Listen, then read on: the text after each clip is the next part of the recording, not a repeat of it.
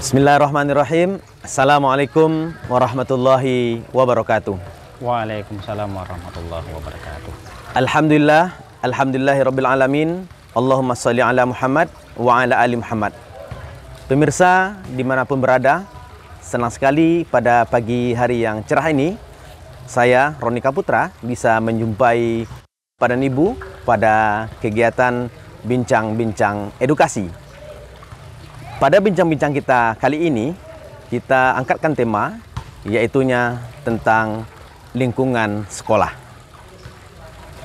Pemirsa, tentunya ketika kita mencari rumah atau tempat tinggal, mencari lingkungan kepekerjaan, mencari kampus, tentunya ada salah satu item yang sangat penting bagi kita, yaitu bagaimana lingkungannya.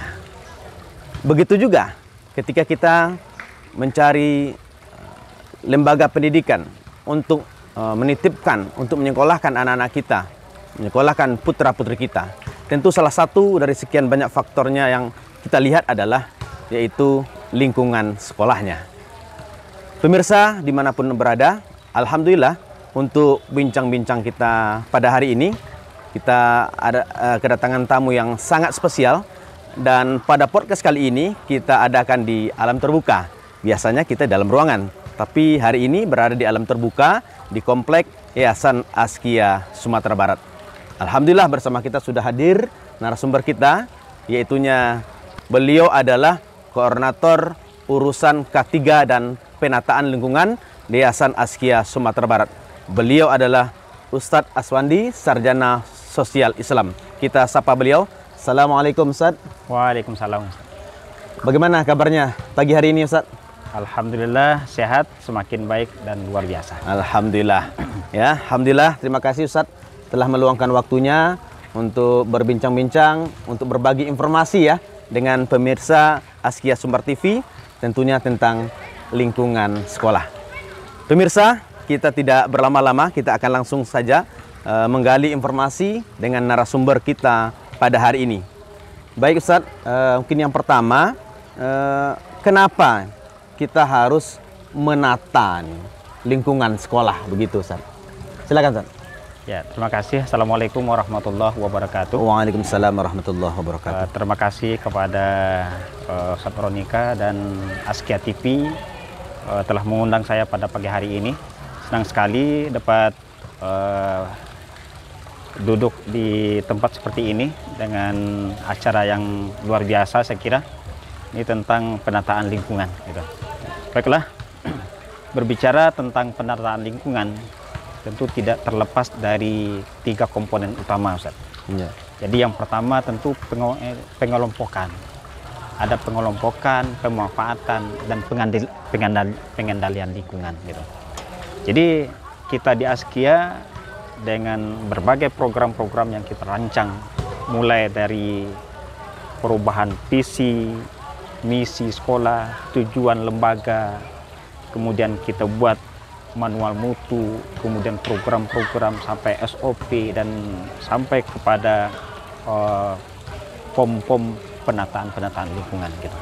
Jadi dengan demikian apa yang kita lakukan itu terarah, terencana, sehingga pengelompokan, pemanfaatan dengan pengendalian ini sesuai fungsi dan potensinya itu bisa tercapai dengan baik.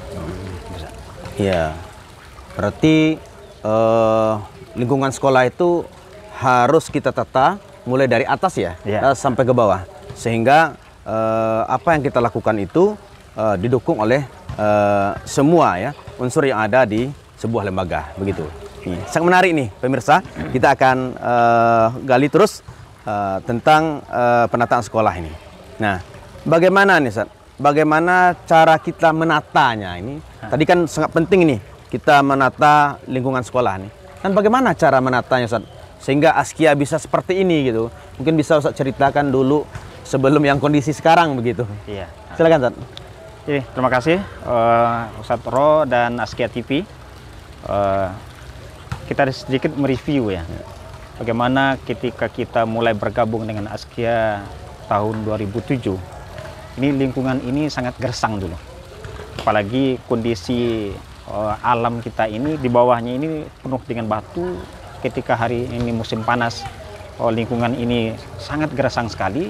Nah, sehingga dengan program penataan lingkungan ini, sehingga bertahap step by step Ustaz, kita rancang, kita tata lingkungan kita ini. Alhamdulillah sekarang apa yang kita lihat sekarang ini, alhamdulillah sejuk, nyaman, asri, rindang dan sebagainya. Jadi ini tidak terlepas dari seluruh peran. Ada peran lembaga sebagai pengambil kebijakan, ada peran guru sebagai peserta didik menanamkan karakter-karakter kepada anak-anak didik agar menjaga melestarikan lingkungan yang ada. Ada peran orang tua, komite yang menyumbang pohon satu persatu. Ada juga peran lembaga pemerintah seperti DLH yang menyumbang pohon-pohon untuk lingkungan kita. Ini kita tanam, jadi bukan begitu saja kita tanam.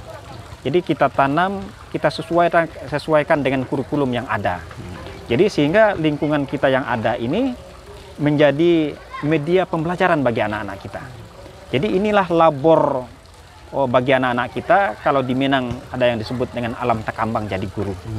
Ini alam yang ada di sekitar mereka yang ada di sekolah ini merupakan media pembelajaran bagi mereka. Ini literasi dia.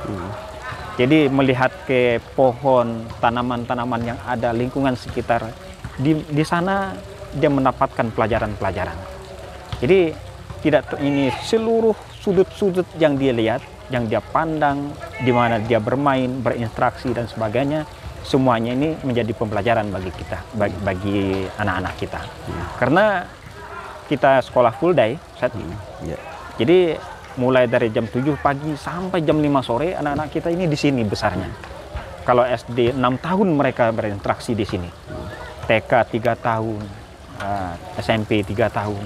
Jadi dengan artinya waktu yang lebih banyak dia habiskan dalam sehari-hari itu adalah di sekolah. Jadi bagaimana kita menyediakan lingkungan yang membesarkan dia, yang mendidik dia menjadi insan-insan, orang-orang yang sukses di masa yang akan datang. Tentu dia merasakan bagaimana lingkungannya, di mana dia tumbuh, di mana dia dibesarkan. Nah, gitu. Oke. Wah, Masya Allah. Semakin kita gali ini semakin menarik ya untuk kita gali informasi dengan Ustaz Aswandi ya.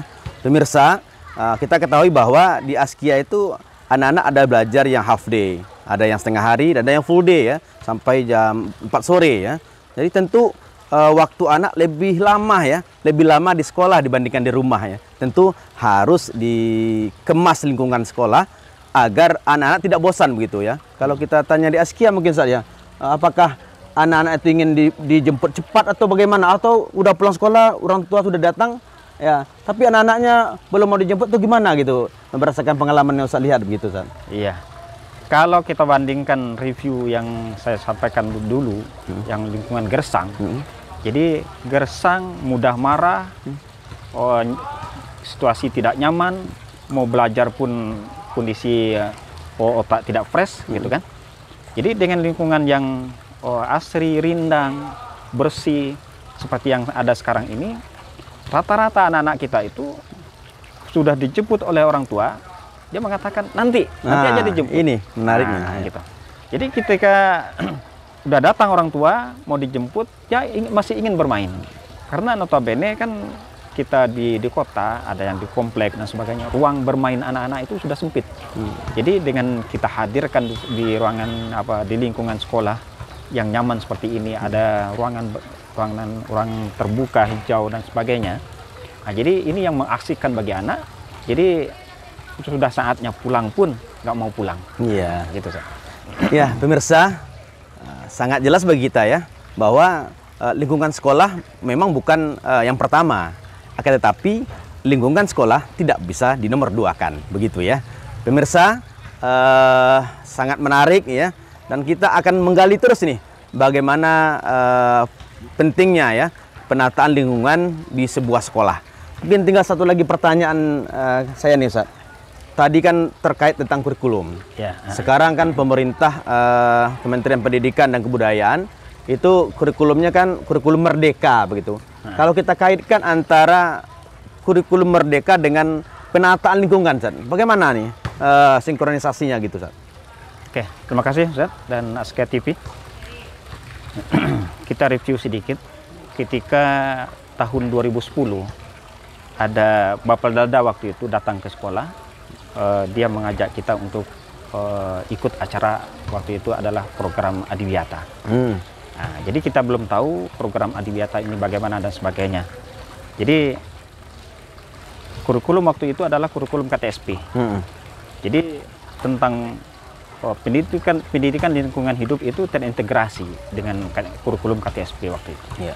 Jadi kemudian muncul lagi kurikulum Kurtilas. Iya. Kurikulum ini tahun 2013. Jadi itu sudah masuk kepada penataan lingkungan dan interaksi terhadap lingkungan. Apalagi sekarang ada kurikulum Merdeka yang kita lihat ini cocok sekali dengan apa yang kita terapkan selama ini dan sangat mendukung gitu. Jadi guru bukan hanya memberi konsep itu hanya menggambar, menulis, monoton hanya di kelas, tapi di lingkungan kita ini bagaimana guru bisa memanfaatkan lingkungan kita ini sebagai media seluas-luasnya untuk menjadi media pembelajaran bagi anak-anak kita. Jadi makanya kita pun dalam hal menanam, menata dan sebagainya, ini kita cocokkan dengan apa yang dibutuhkan oleh anak. Jadi di tingkat TK apa yang dibutuhkan, di tingkat SD apa yang dibutuhkan, di tingkat SMP apa yang dibutuhkan, itu kita hadirkan di sekolah dengan harapan nanti guru-guru dalam PBM-nya melibatkan anak melihat langsung apa yang dia butuhkan sebagai media pembelajaran di sekitar sekolah. Katakanlah misalnya di depan kita ini ada kolam ikan. Nah, jadi ketika guru belajar tentang anatomi ikan, jadi dia langsung membawa ke kolam ikan. Jadi kalau guru membutuhkan misalnya materinya tentang burung, maka dia akan membawa ke taman burung kita. Jadi kalau guru ini belajar tentang tumbuh-tumbuhan, maka tumbuh-tumbuhan yang ada di sekitar sekolah kita, ada misalnya daun sirip, daun berbagai macam. Jadi kita hadirkan di sekolah supaya anak-anak kita ini dapat melihat langsung real apa yang dia butuhkan, apa yang disebut dengan yang ada dalam teori ini sesungguhnya.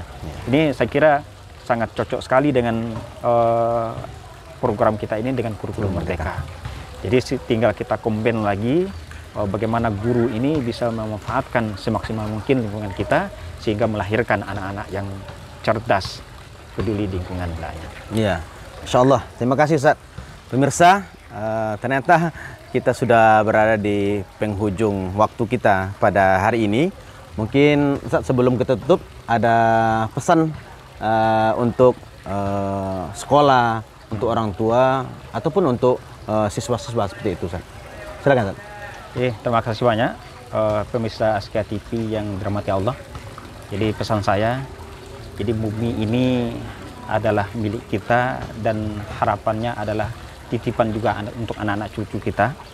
Jadi melalui program penataan lingkungan kita menanamkan karakter-karakter para anak-anak didik kita yang pengganti dari pemimpin-pemimpin yang masa yang akan datang, supaya mereka pun punya kepedulian terhadap lingkungan ini, punya kebijakan-kebijakan nantinya yang melestarikan lingkungan ini.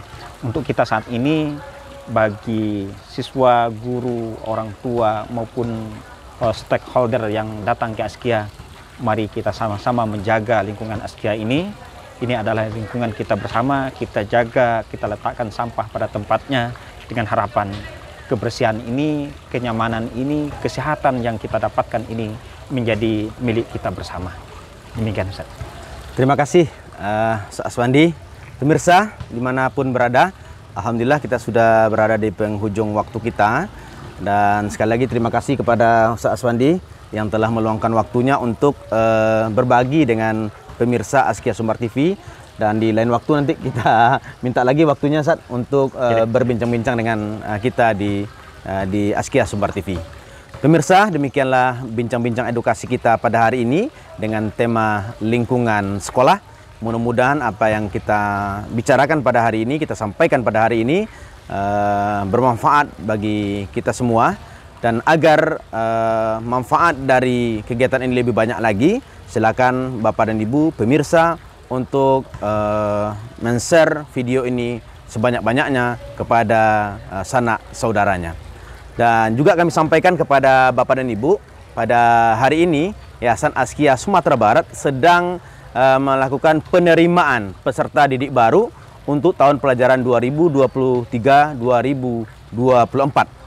untuk unit TK. Ya, untuk TK kita di Padang ada 5. Yang pertama TK 1 itu ada di Jati, TK 2 ada di Pasir Putih, TK 3 ada di Kuranji, TK 4 ada di Padang Pasir di belakang kantor Gubernur Sumatera Barat. Kemudian TK 5 ada di Pauh, ya, di Pauh. Sedangkan untuk TK kita juga ada TK di Kota Bukit Tinggi dan juga ada TK di Kota Payakumbuh. Sedangkan untuk SD, alhamdulillah untuk hari ini kita masih buka untuk kuota SD IT Azkia 3 yang beralamat di Belanti, kemudian SD IT Azkia 4 yang berada di Kota Bukit Tinggi. Dan juga hari ini kita masih membuka PPDB untuk gelombang kedua untuk SMP IT Azkia. Untuk itu kami mengajak kepada Bapak dan Ibu yang belum mendaftarkan anak-anaknya segera kunjungi website PPDB yang ada di bawah ini. Terima kasih. Mari kita tutup bincang-bincang kita pada hari ini dengan baca hamdalah.